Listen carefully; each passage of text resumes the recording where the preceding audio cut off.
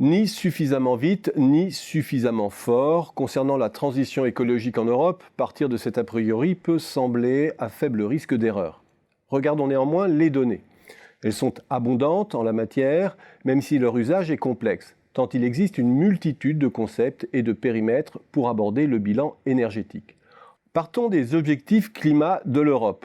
Le paquet Climat-Énergie 2020, signé en 2008, a fixé le fameux objectif des 3-20 au niveau européen. 20% d'énergie renouvelable dans le mix énergétique, la réduction de 20% de la consommation énergétique par rapport à l'augmentation tendancielle et la réduction de 20% des émissions de gaz à effet de serre par rapport à 1990.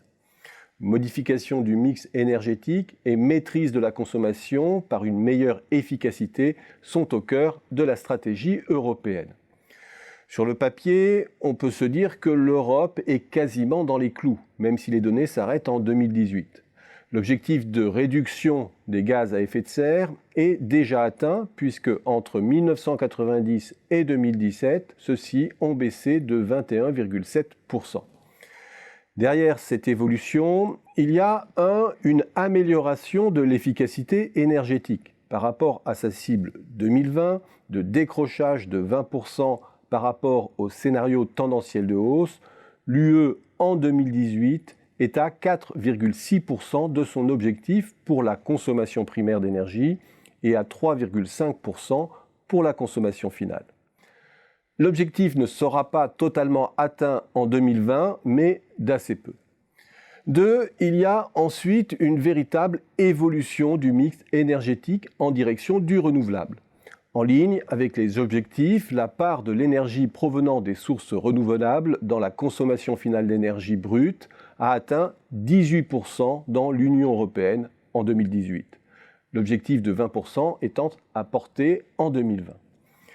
Sur cette base, on pourrait penser que les objectifs de 2030 sont crédibilisés. Pour rappel, il s'agit pour l'Europe, 1. de réduire les émissions de gaz à effet de serre d'au moins 40% par rapport au niveau de 1990, 2. de porter la part des énergies renouvelables à au moins 32% et 3. d'améliorer l'efficacité énergétique d'au moins 32,5%. Sauf qu'au regard des progrès accomplis depuis 10 ans, partant de bas, il s'agit d'une très sérieuse accélération, sachant que la dernière période a été aidée par la cassure de la croissance potentielle en 2008.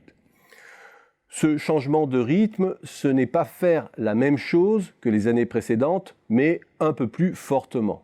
Jusqu'ici, la plus grande sobriété a été atteinte de façon incrémentale, sans bouleversement des usages. Que ce soit du côté de l'industrie, du transport, du commerce ou des ménages, on assiste à un déplacement progressif et continu vers l'électrique depuis 30 ans. De 25% en 1990 à 34,2% en 2018 dans l'industrie, de 34,5% à 47% dans le commerce, de 19,1% à 24,6% pour les ménages. Et c'est essentiellement le déplacement graduel des sources de production de l'électricité qui a modifié le mix énergétique européen. La part de l'électricité d'origine fossile est passée de 56 à 40%. Celle d'origine nucléaire s'est érodée, passant de 31 à 25%, tandis que la part du renouvelable est passée de 13 à 33%. Du fait essentiellement de l'extension du parc éolien et beaucoup plus marginalement du photovoltaïque. Et fait notable, en 2016, 90% des nouvelles capacités de production d'électricité installées provenaient de sources d'énergie renouvelables, notamment de l'éolien. Accélérer la marche, cela veut dire aujourd'hui de modifier la structure de consommation du secteur des transports, fossilisé dans le fossile. Derrière cela, il y a un enjeu productif de reconfiguration des chaînes de valeur automobiles, que les constructeurs ne cessent de différer compte tenu du risque industriel considérable et du coût induit par le déclassement des investissements. Il y a un enjeu d'infrastructure aussi, mais il y a surtout une hausse induite considérable de la consommation finale d'électricité. Ce défi a pu être relevé jusqu'ici par la montée en puissance du renouvelable. Mais la croissance de la production électrique, que supposent les nouvelles étapes de la transition écologique, ne peuvent, en l'état de la technologie, être satisfaites à 100% par du renouvelable. Côté chinois, cette impasse a été arbitrée en optant pour une montée en puissance du nucléaire. Côté européen, les objectifs sont clairs, mais le non-dit sur le nucléaire et l'absence de politique industrielle sur l'automobile font peser une très lourde hypothèque sur la réalisation des prochaines étapes de la transition climatique.